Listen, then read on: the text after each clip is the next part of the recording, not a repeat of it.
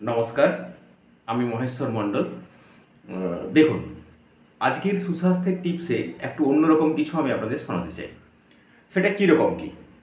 ব্যাপারটা হচ্ছে যে আমাকে সুস্থ থাকতে গেলে প্রত্যেক বছর কোন টেস্টগুলো করাতে হবে যাতে আমরা সুস্থ থাকতে পারি, তাই তো?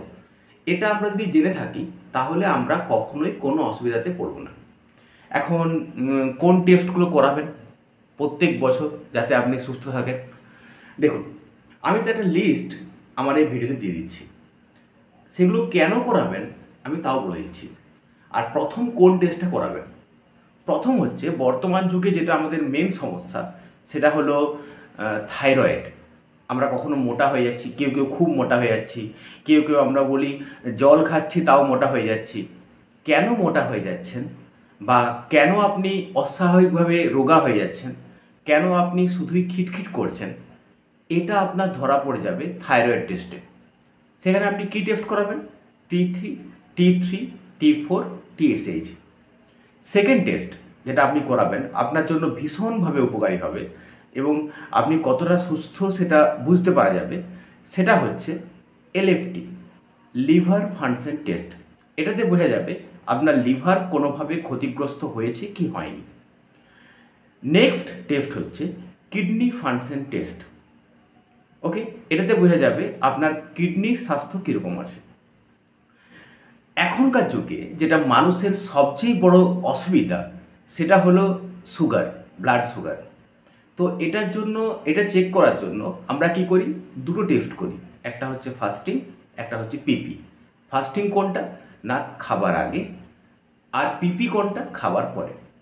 এর থেকে আমি বলবো যে আপনারা এই টেস্টগুলো না করিয়ে র্যান্ডম সুগার টেস্ট অর্থাৎ RST করাতে পারেন, কিংবা HbA1c টেস্ট করালে আপনার সুগার প্রকৃতপক্ষে ঠিক কেমন জায়গায় আছে বা সুগারে আপনি আদৌ আক্রান্ত কিনা সেটা বোঝা যাবে। নেক্সট টেস্ট কোনটা করাবেন? না, নেক্সট টেস্ট যেটা আপনি করাবেন সেটা হলো CBC, কমপ্লিট ব্লাড কাউন্ট, অর্থাৎ ব্লাডের প্রত্যেকটা মলিকিউল বা প্রত্যেকটা উপাদান ঠিকঠাক আছে কিনা এই টেস্টের মাধ্যমে ধরা পড়ে যাবে। নেক্সট টেস্ট যেটা করাবেন সেটা হলো USG অফ হোল অ্যাবডোমেন, অর্থাৎ আপনার পুরো পেটটার USG করাবেন। প্রত্যেক বছর এই টেস্টগুলো একবার করে করাবেন। এখন আপনাদের প্রশ্ন হবে, USG কেন করাতে হবে? না, USG করালে আপনার অ্যাবডোমেন অর্থাৎ পেটের মধ্যে যে কোন অর্গানটা কেমন পজিশনে আছে, অর্থাৎ আপনার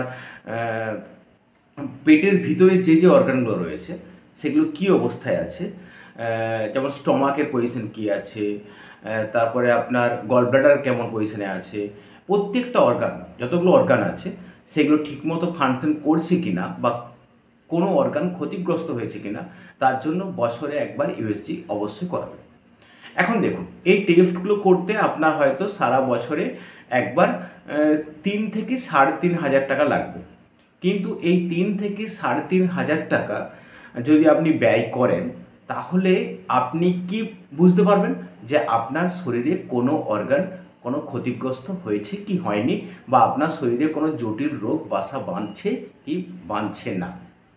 তো এই টেস্টগুলোর একটা সম্পূর্ণ লিস্ট আমি আমার ভিডিওতে এখনই দিয়ে দিচ্ছি। এই ভিডিওটা সম্পূর্ণ দেখুন, দেখতে পাবেন যে কী কী টেস্ট কেন আপনাদেরকে করাতে হবে। তো আজকে ছিল সুস্বাস্থ্যের জন্য এটা টিপস। আজ এ পর্যন্তই। আপনারা টেস্টগুলো দেখুন। ধন্যবাদ।